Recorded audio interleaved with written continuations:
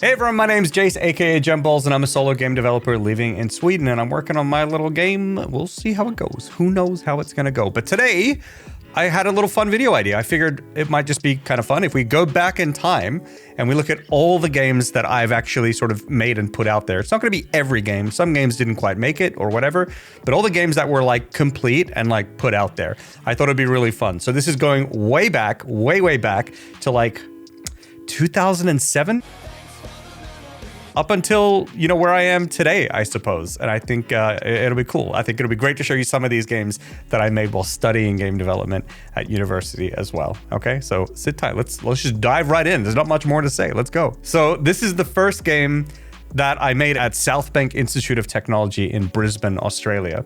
And so this was part of a one-year game diploma course where in the first semester, the first, few months or whatever, we learned various game development skills, so art, animation. I went in to become a 3D animator and promptly learned that I hated it, but I really took a liking to programming. And then in the second semester, we all got together in our class and made a game, and this is kind of what we made. So let's check it out here, okay? So there is a multiplayer, and it's actually networked multiplayer, by the way. This is 2007, okay? Networked multiplayer. I won't be able to demonstrate it here. I'm not even sure if it would work. And this was made in the 3D Game Studio engine, which I actually looked around online, and it looks like there's actually maybe a community of that is still around. So let's get on with it. So we'll get a quick race.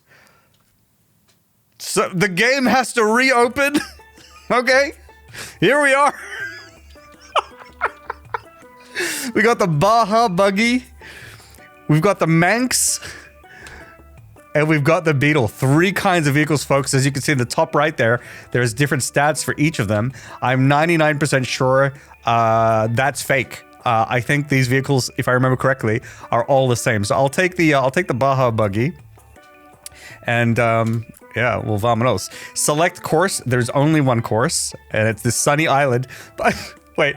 What are we doing here? All you can see is the mountain in the middle. You can't see anything else. Can we zoom out a little? Yeah, so we made one course. As you can see here, there's a prominent mountain in the middle. Let's go for it. So when I worked on we have to close the game again. Okay. Let's go. Okay, we got to power up. Oh no. Wait, this is not safe for YouTube. Okay, how do I use my... Oh, R was respawn. That's the wrong thing. All right, now I've got a mine. And you can bank up to 3 power-ups. The AI, by the way, we have AI. Hang on. This is huge. Oh, this is huge. Rolled it. Oh, no. Automatic respawn went upside down. Actually, kind of good. But the AI, by the way, do actually use power-ups too, which is kind of sick. I put a shield behind me. Oh. Let's see if we can shoot this guy. Got him. All right, I have a speed boost. I think I can, yep, I can switch my speed boost. Here we go. So I'm going to use that. And I have a teleporter now. Let's see if I can do the switcheroo here. Oh, this guy just got... Boom. Oh, that's such a cool power-up. Actually cool. Rolled it, though. So there's a lot of really interesting features. There's like a bunch of really cool power-ups. I think that the detecting when you're upside down and we're using a boost and automatically respawning is pretty cool. The handling, could be better. One thing I want to show real quick is this here. This is us. This is us in the audience. You can see me. Look at the top left there, in the top left corner, me in the jacket pointing and things like that. So this is us. This is us, the developers. We stood in front of a green screen and we did a bunch of green screening stuff to make a crowd. This is really fun. Congratulations, I got first, even though I stopped for a while. I guess the AI were a little slow. That game, Island Hoppers, we'd been, like I said, we'd been studying for only a semester, and then we started making that game in the next semester. So this game was made in, I think, 13 weeks, and we were brand new to games, brand new. And we actually entered our game to the Game Connect Asia Pacific best unsigned game competition category thing. And we ended up becoming finalists for that. And then we flew down to Melbourne, and we had like a stand and all that kind of stuff at this big conference thing, and we were like showing off our game to like game industry people and things like that. And it was a competition thing, and we placed second on that, by the way. So that was really cool. That was super motivating and just a really great fun time. And I had so much fun making that game with the other guys. We learned so much. It's so interesting when I think about the things that we used to stress about, and they were just beginner game dev stuff, but it was just such a nice little bubble to be in and to just experience. So yeah, that was Island Hoppers. Island Hoppers is not actually available to download anywhere, at least not now. I'm going to be putting links to the other games that we're going to talk about today in the description below. So if you ever want to check any of them out, you can. If the situation changes with Island Hoppers that it becomes available, then I will update the description here too. So make sure to just check it if you're interested. Yeah, but kind of a fun game. And on that game, I was one of 2 programmers on that game. So I did a lot of the vehicle controls. I might have done some power-up stuff. Yeah, I don't remember entirely what I did, but it was a long time ago. Jeez. Kind of fun game though. Not bad. Not bad though. Not bad. Actually, very impressive what we achieved in 13 months in 2007. We didn't have the same tools that we have today to make games. Okay, so hey, not bad. Not bad at all. Very impressed. Okay, the next game is this game called The Fifth Suit. Now, The Fifth Suit was a game made in 2011. This was a game jam game made in XIII, and it was part of the QUT, which was the university I went to study video games. They have this like 48-hour game jam thing, and everyone just goes into this big hall, and we all just, you know, work as hard as we can to like make a game, and then the games get judged at the end, and there are winners and whatnot. No one had used XNA, but we was just like, oh, it seems kind of fun. Let's try it. Kind of bold of us, a little cocky of us to try and use an engine that, or you know, some tools that we hadn't used before. But we ended up pulling off this game really well. And we actually ended up winning the competition. So I'll just show you guys this real quick. Here, this is my 48-hour game making challenge 2011 winner 2011, and we got some jelly beans in it. And these are the same jelly beans. I haven't taken them out. I've brought them with me everywhere. So these are literally 12-year-old jelly beans. Probably illegal at this point. Maybe considered a bioweapon. I'm not sure. But I carry this everywhere. I keep it with me, and I'm really, really proud of actually winning with this game. So now this game, oh man, I could talk about this game forever because this might be one of the best games I've ever made. It's not objectively the best game, but it is one of the most well executed assignments given, where, you know, we were given some set of rules, some context to make a game, and I think we executed on our limitations and resources the best I think I have ever executed on anything else with anyone else ever before. And hopefully it will come across. The mechanics are really simple. We've got 4 players, and it is a 4-player only game. And you're these badgers, and each badger is a suit of cards. Okay, and of this game jam, one of the requirements was that we had to incorporate the words badger, key, and suit. So now you are badgers, you are a suit of cards, and the goal is to collect your cards. Right, you have to dig through this map, and we just need to collect the cards. So I'm the suit of hearts right now, so I'm collecting the suit of hearts. There are different blocks around here. So there's this big gray block here. This can be dug out as well. It just takes a little longer. So you want to be as quick as possible. And meanwhile, everyone else will be doing this as well. Okay, and I'll show you footage of 4 people playing at the same time in just a moment. Okay, there is also a Joker card, which is what we've got here on the left, which is a power-up. And now I've got super strength, so now I dig really quickly. Look at this.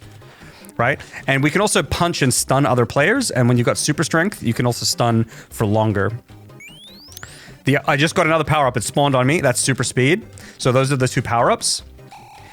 And then you get a key, and then at the back of the room, you can see that there's 3 doors. This is one, there's one on the left, there's one on the right, and I can go through here because I have a key. So this is effectively like a Bomberman meets musical chairs kind of game, where everyone will like dig and try and get their cards, and then you have to be one of the few people who can get through. So there's 4 players right now, and then 3 will get through, the 4th one will be eliminated. The next round there'll be 2 doors and 3 players, so then 1 person gets eliminated, and then the final one there'll be 1 door and 2 players. But I think this is better to show you guys if I just play some B-roll of a couple games that me and some people from my Discord played together just the other night, and it gets really chaotic and it's really, really hectic. Okay, so we'll just let that B-roll go while I sort of talk about the game. It's just sort of like a party game, right? So you just get together and you play, and it's super, super, super fun because it's always fairly close. Actually, it's usually pretty close because the game has this kind of like built-in comeback mechanic that isn't always there, but it always means that like you always have a chance of winning because, or coming back. So even if you get a few bad spawns initially, you might get some good spawns later, right?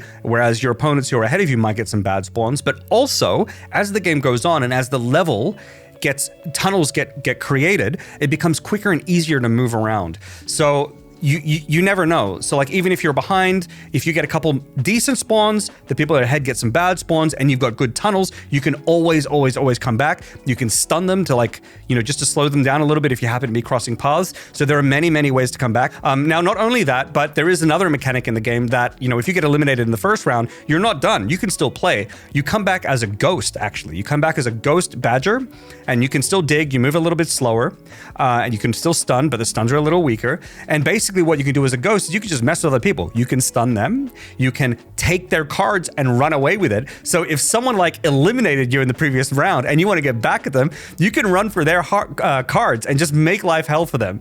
You know, you could just do that. So that's like a really fun way to keep people involved in the game, even if you lost in the first round or second round. So again, when I talk about like this game being one of the most well executed games that I've ever done, it's like considering that context. It's this free game. You've only got a couple minutes to play. You're just in you're in this like hall where you're playing other people's, you know, various games. Given that context, it actually just worked out really well. People would just come in, have an amazing time, and then they would leave. A lot of other people would like go for sort of these adventure games that might have looked pretty and maybe played well, but like there wasn't this like automatic conflict that was created by playing against other people, and there wasn't this like really tight balance that the game's inherent design kind of created in the chaos, which was really cool. So this game I'm super proud of. Of course, it won that game jam as well, but yeah, this game is really fun and is available, by the way. I'm going to put a link in the description below. It's on IndieDB. You can play it. It struggles a little bit at 4K resolution, so try play it 1920 by 1080, and it is best played on 4 gamepads if you can. Otherwise, it'll work for 3 players. It might be hard for a 4th player unless you're playing on an Australian keyboard, okay? But otherwise, really fun game. I encourage you to just pick it up. It's free. Go grab it. Hope you have fun. One really interesting challenge with this game, by the way, it was very bold of us. We sat down, we came up with the game's design, and we're like, we like this design at the beginning of the game jam. We like this design. And so, you know, let's go for it. But there was one problem. This is a 2D game. We had no 2D artists, but we did have a 3D artist. So we're like, what the hell do we do? So we had a couple designers that were on the team. They were like, look, we'll just do the block art, some of the pixel art for some of these things. We can make it work. And they did a great job on that. But then our 3D artists, what they did was they actually made the badger in 3D and then made alternate skins for each of the suits, right? And then what I did, whilst he was doing the badger for the first 24 hours or something, I was working on an animation system and a script for 3ds Max that would like position cameras and take pictures of the badger, doing all their animations from all 4 directions and exporting them into a sprite sheet that would work with my animation system, right? And so that way we actually got 4 different skinned badgers with all their animations in every direction, exported for free, and they just kind of worked with the animation system. So that actually came together really well. That was a potential point where everything would have fallen to pieces, but it did work out. And then we ended up making great use of you know, our 3D artist and then making everything work well. So that was a really cool thing that we did. Another cool thing about this game is actually there was a 3-part kind of like article written on this that was written by a guy named Brendan. I don't know how to say his last name. Brendan Keogh. I'm not sure how to say it. Really fun article. And it documents their experience watching the game developers in this game making challenge. And so I urge you all to check that out. I'll put the links to that in the description as well. It's really interesting. It's this time capsule from 2011. You'll see some references to our team. You'll see references to the other team, some pictures of like me and the team sitting out on the grass coming up with the game. It's actually pretty cool. So that's an Ars Technica article. So yeah, links in the description for that. Now we're going to talk about the next game that I worked on, and this is actually a Unity game from a very long time ago called XIII, and it is a racing game inspired by, you know, Wipeout and F-Zero and things like that, and it's kind of like a steampunky kind of racing game. XIII was also another university project that was made, I think, in like 10 or so, 10, 12, 13, 14, 15 months, 10 to 15 months, I'm not sure, I don't remember.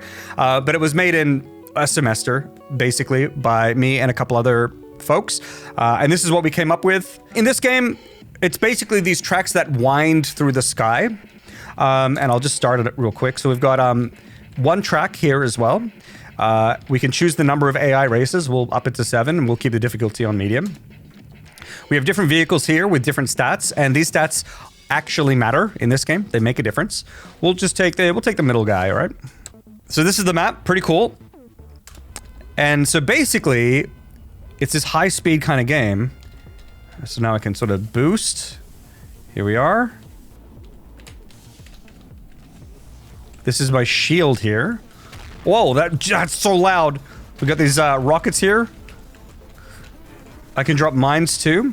Now on the left-hand side, what you'll probably see is there's like a meter, right? It goes down when I boost. It would also go down if I take damage. So that's my steam meter. And the steam meter is basically your HP, but it's also your like resources to use abilities like boosting or like rockets and things like that. So what you want to do is you want to balance your HP. You can also go supersonic. That's what that was. You have to balance your HP with your abilities that you can use in battle in the race. And you fly through these clouds here, and they replenish your steam, right? So let's see if we can get like, let's see if we can catch up a little bit here. Supersonic, very cool. There's actually a lot of really nice touches in this game. So like the pulling away of the camera as we go quicker, that's a nice little touch. It really accentuates the speed, and it is balanced so that you should be able to boost like almost the entire way. I'm not doing too well here. I also believe there's a comeback mechanic built in too, so that like if you're really far behind the AI, they're a little slower, but not too forgivingly slow. This is the final lap here. All right, we are not doing really well. I'm really not nailing my my driving lines. The other really nice touch here is when you go over these hills like this, you can see that the vehicle like lifts up a little bit, like it's struggling to stay on the track. I think that's just another really nice track.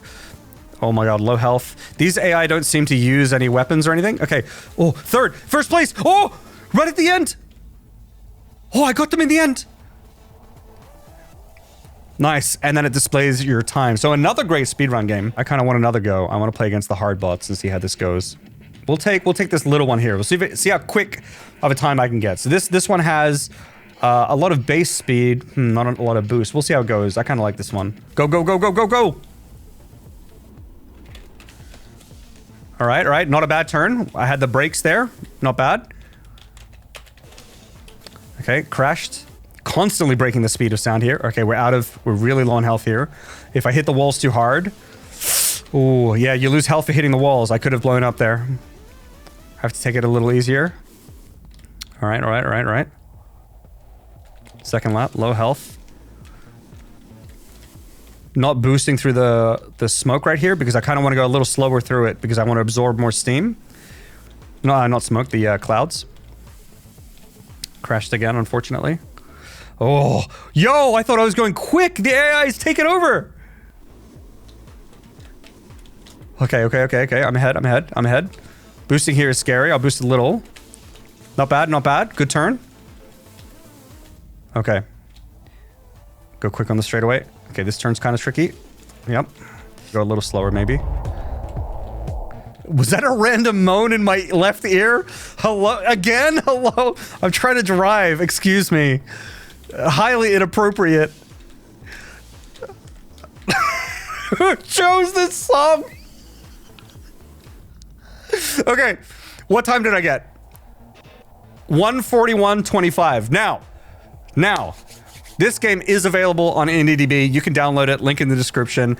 Try and beat that time. Try and beat 1:41:25 if you want to give it a go. If you do, there's a link to my Discord in the description below. Feel free to share it in the media channel or something there. Let me know if you can beat my time. Now, another interesting thing about Cloud9, first of all, I'm really proud of this, and I had a lot of fun making this with the guys that I worked on it with. So there's that. Cool.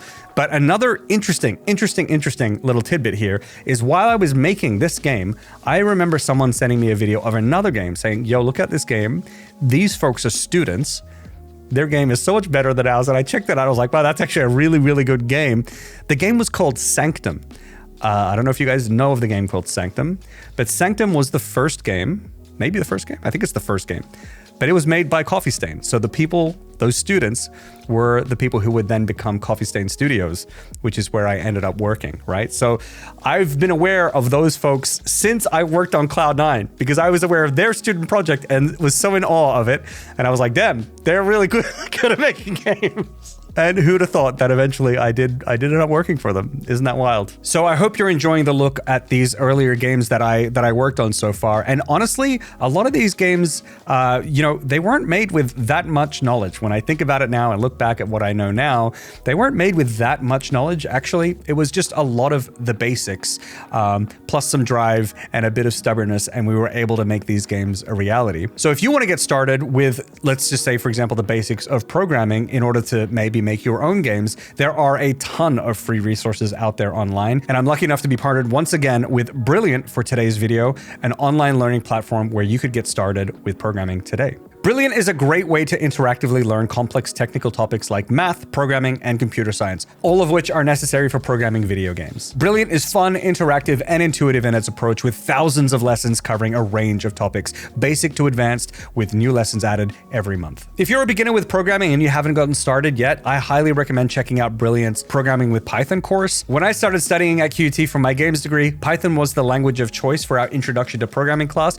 and is still a widely used language today. Brilliant's platform will help demystify how programming works and teach you about programming fundamentals such as variables, loops, and how to read and diagnose error messages. And that is actually incredibly important. It might seem mundane, but reading error messages are really important. Brilliant also provides you with some fun challenges to help put what you learn into practice and cement your knowledge. And not only that, I also picked up a few things that I had actually forgotten about in Brilliant's course. So even if you have been programming before, I think there's something here for everyone. And thanks to Brilliant, you folks will get 30 days free, and the first 200 of you to sign up will get 20% off a premium annual plan if you visit my link brilliant.org/JaceVarley. Thanks again to Brilliant for sponsoring this video. Let's get back to the games. Okay, so the next game that I worked on was actually porting King of Fighters 13. By the way, out of nowhere, we went from Cloud9 to King of Fighters 13, all right?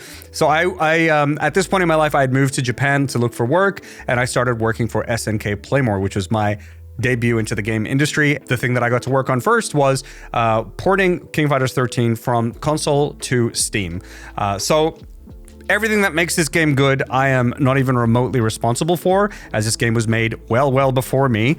But it was such a great opportunity to get into something that was important, had a really passionate and established fan base, and also just the challenges that I had to sort of like face in order to create this game was incredible. I learned so much doing it on a technical level, and then a lot about myself and my Japanese language ability as well, working at a Japanese company to work on this. So I developed in so many ways work on this. So it's a very special game for me. Having said that, I'm not very good at it, and I think it's going to show. So I might just play against some AI real quick. And the way that this game works is that it's, your classic, this is a classic fighting game franchise. And in this game, you pick a team of 3 people, 3 characters. I think there's like 32 characters or something. Here they are. And so you fight basically one by one from your team against theirs. And unlike some other fighting games, you can't sub your characters in and out mid-battle. You just fight your round. When that character's down, then your next character comes in. All right, so I don't remember the moves very well, so I'm gonna just... Yeah, she has that.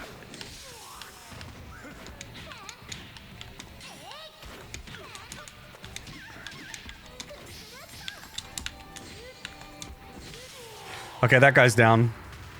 I think I need them on a little harder, maybe. We'll see. Maybe the next guy will be harder. Oh, how do you do that slide thing? I want to do that. Oh, what was that? Okay, new move unlocked. Oh! Okay, they got me. Oh no, I'm using all my bars. That wasn't the right move, but... So you've got these bars down the bottom that charge up, and they allow you to do like stronger versions of of your regular attacks, but also to do like big special attacks that you've seen the enemy do, but I don't know how to do myself. So I think I was actually maybe doing the right... Oh boy.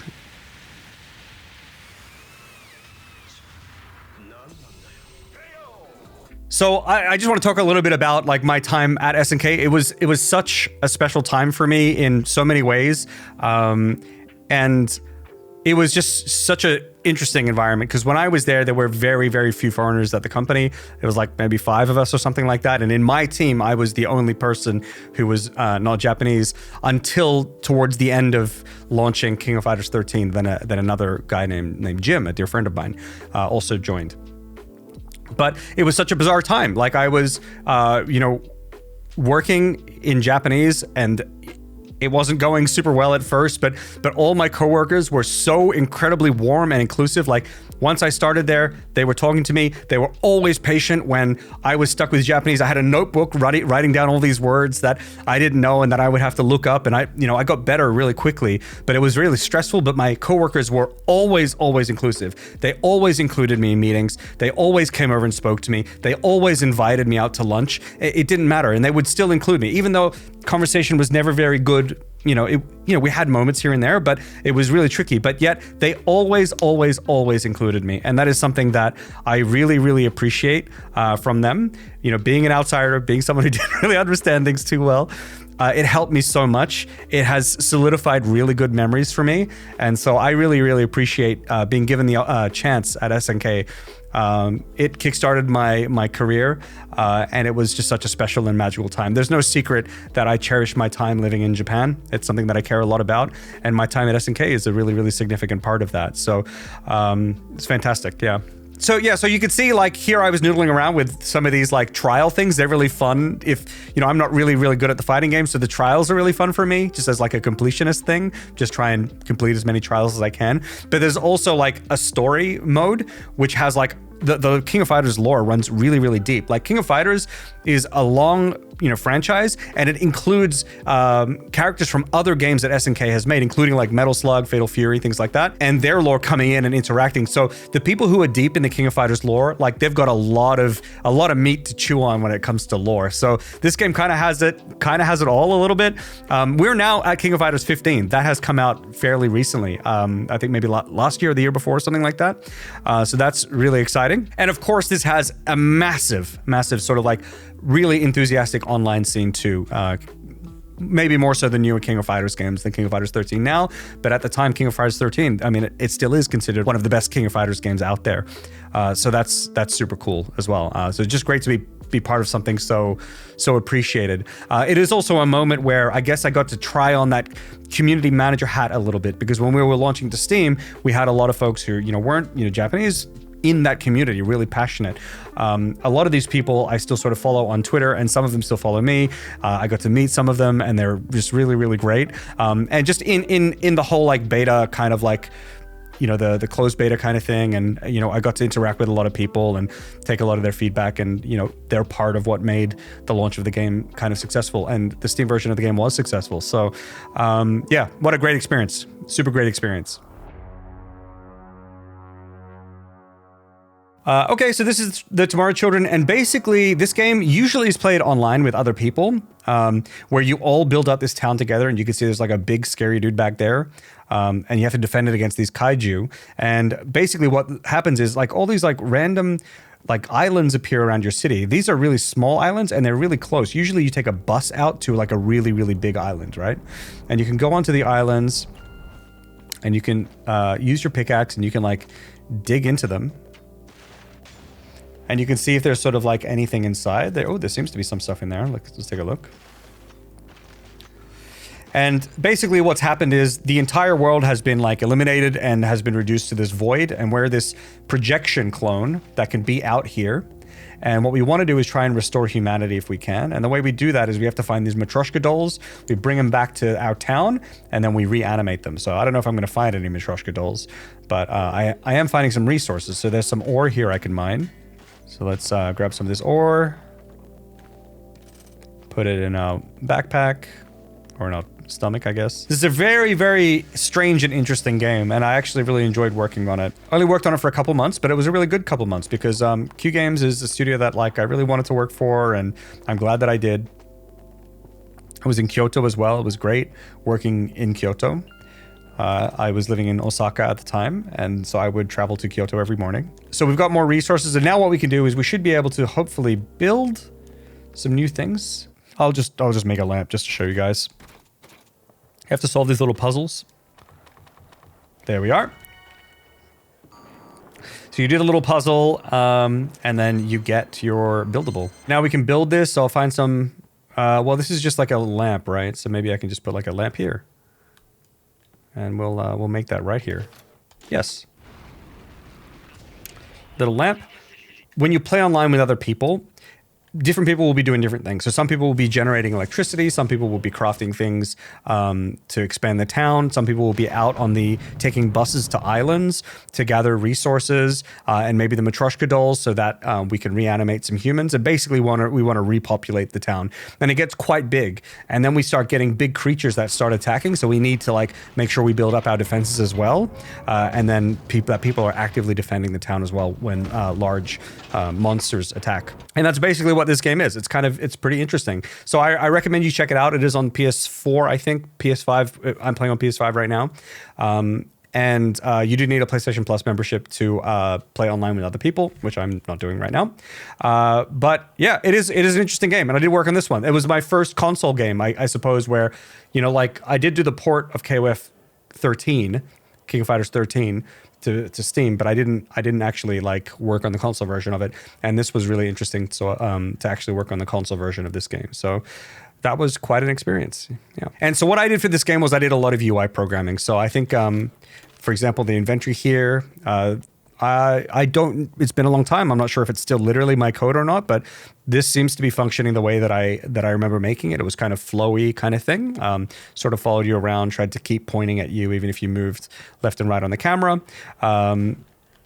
Also, like this sort of navigation, the screen swiping, the animation on these buttons here. I did those with programmatically. Also, the L1 and R1 tabs you can see up there, like the little animations. So I did a lot of like UI stuff basically in those 3 months for the most part.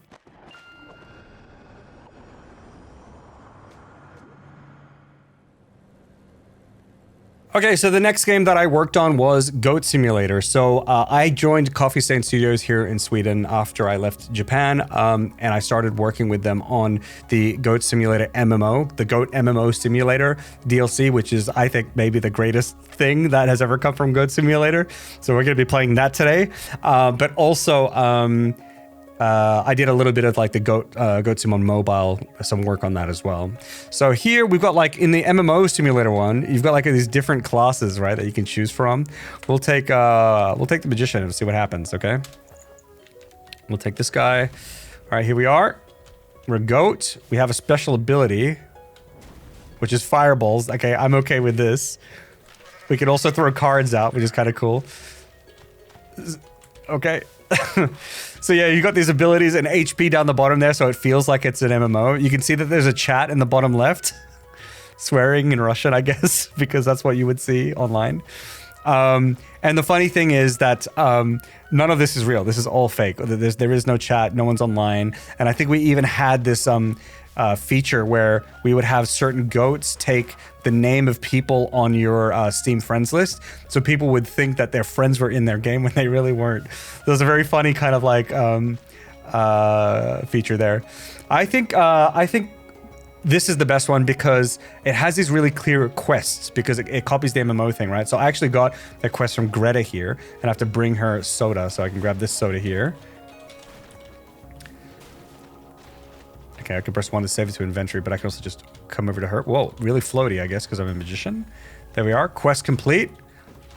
Unlock new armor piece. Cool. Oh no, I'm sorry. I'm sorry, Greta.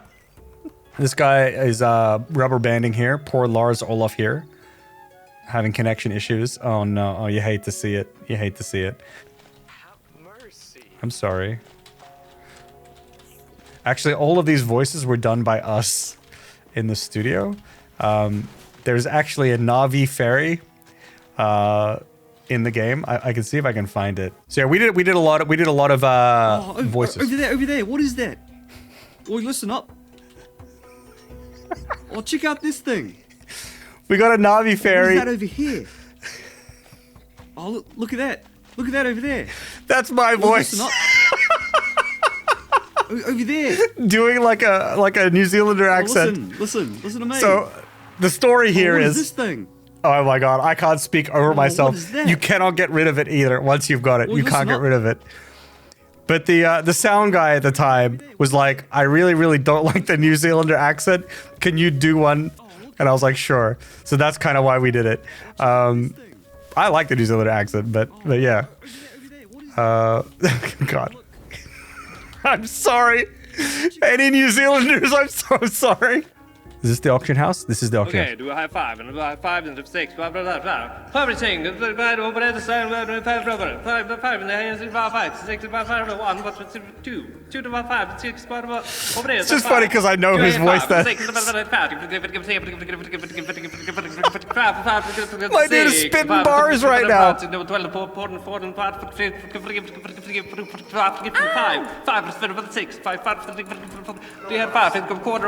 There's no stopping him. So we all know Goat Simulator. It really doesn't need much of an introduction. I kind of wanted to show off the MMO simulator to you guys because I think it's the best one that we've done. And it was the one that I started with Coffee Stain to work on. But also I did a bunch of work in the Goat Simulator Payday DLC as well. I did a lot of the vehicle stuff there, the traffic system, the Rocket League cars and all that kind of stuff. So that was really fun, as well as some other things too. But those are the biggest things that I did. So I've done like a lot of vehicle things along the way, as you would see. So yeah, anyway, we don't need to go too much more about Goat Simulator. Everyone knows it. It's wacky. If you haven't played it in a while, and if you haven't played the MMO one, try it out. It's really good. And so the last game that I have worked on, and this is where most of you know me from, it would be Satisfactory. And Satisfactory, again, another game that needs no introduction, at least not here. But if you don't know what Satisfactory is, it's an open world, 3D first person factory building and exploration game.